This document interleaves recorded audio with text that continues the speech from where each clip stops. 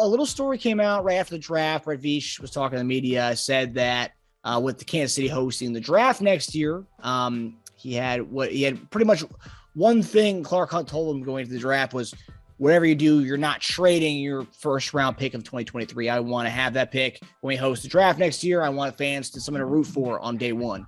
So I guess that my question is, I've seen a lot of people talking about this on Twitter. I guess is Clark Hunt overstepping his boundaries here by telling Brett Veach, isn't Brett Veach's job to put the best quality talent on the field day one? And is he overstepping his boundaries by telling him you can do whatever you want, but you can't trade that pick because I want to have this pick next year? And let's say there was a legitimate deal on the table that could have made our team that much better by trading 2023 first round pick. But because Clark Hunt's telling him not to do it, we can't do that anymore. I mean, is he overstepping or not, JD? Stepping his bounds? The owner of the team? Let me see. No. Hey, Brett Veach?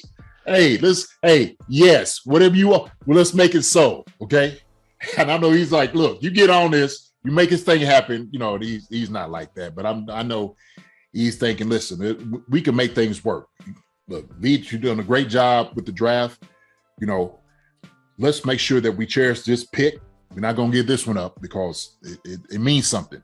And Veach can be like, hey, you know, you give me the landscape what to work with and let me know what I'm working with, and I'll go from there.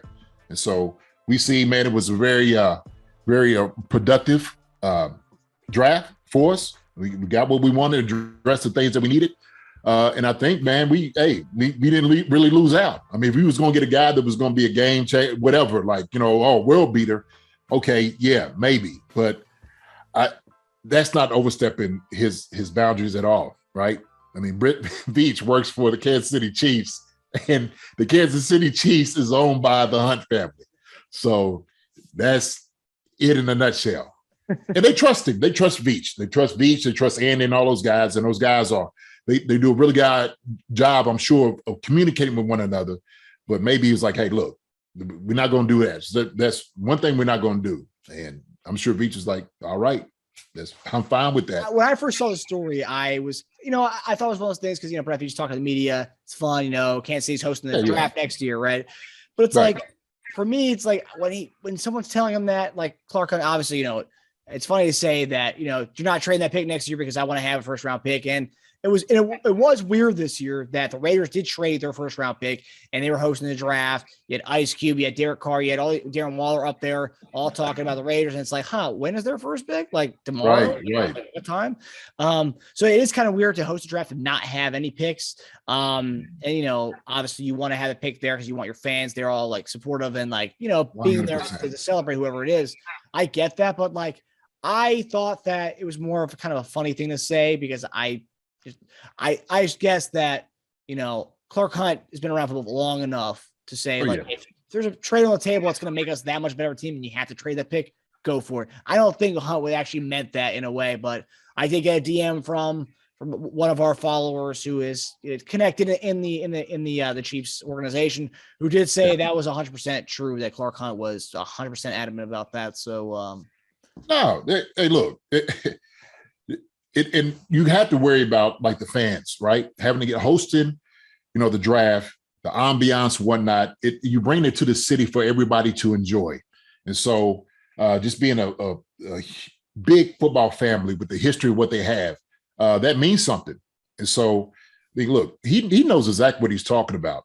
And like I said, Brett would absolutely work around it. And so that just makes sense. Like you said, and it was kind of weird. It was kind of funny actually watching Ice Cube and them guys. Ice Cube and his sunglasses sitting back. Well, I'm like, shoot, we y'all gonna show up with day two? You don't need to be here today. So yeah, man. But I don't think he's understepped his boundaries for the simple fact they're not like. It's not like Jerry Jones and Al Davis and all. They're not like that as far as like with owners. You know what I mean? Like, you have some owners who are very, oh my gosh, overbearing, right? They always trying to micromanage everything, and everything's got to go through them, and they're not like that at all. And so, if this was one request, and him saying like, "Look, no, we're not going to do that," Brett was sure was like, yeah, we all for it. I ain't got no problem with that at all, right? And I'm sure he's laughing like, hey, whatever you want, you pay my check. I ain't got no problem with that. Whatever you want, sir. Yes, Mr. Hunt, absolutely. Which is true too, because it's like, having an overbearing boss is like the one request he's asking of me is to not trade. Okay, sure. Because right. You're right. You look at the Cowboys. Jerry Jones is the GM, really. Al Davis was the GM, really. So I mean, it's like, yeah. I mean, if that's all your owner's asking you to do, it's like, okay, well, yeah, fine, I won't trade it. Right. Yeah. I'd say, it's a pretty little request, dude. It's like, okay, don't trade next year's first. You got it. Right. Yeah. I'm not saying fine. I'm saying yes, sir. Yes, sir. I got you.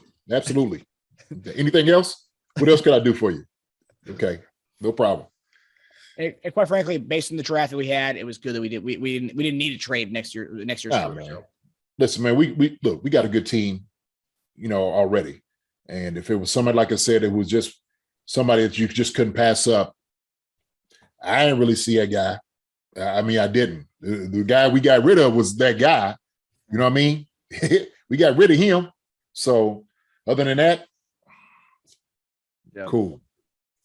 Yeah, no, and I think you and I are on the same mindset on that. It's like we just trade a top dog receiver. There's no reason to trade up for a guy who we don't know is going to pan out even close to who we just traded. So keep the assets. Hi, everybody. Thanks for watching. Subscribe here to get the latest from the show. Also, be sure to check out the best clips from Chief Concerns. And if you prefer to listen to the show, subscribe and follow us on Apple Podcasts, Spotify, and anywhere else you get podcasts.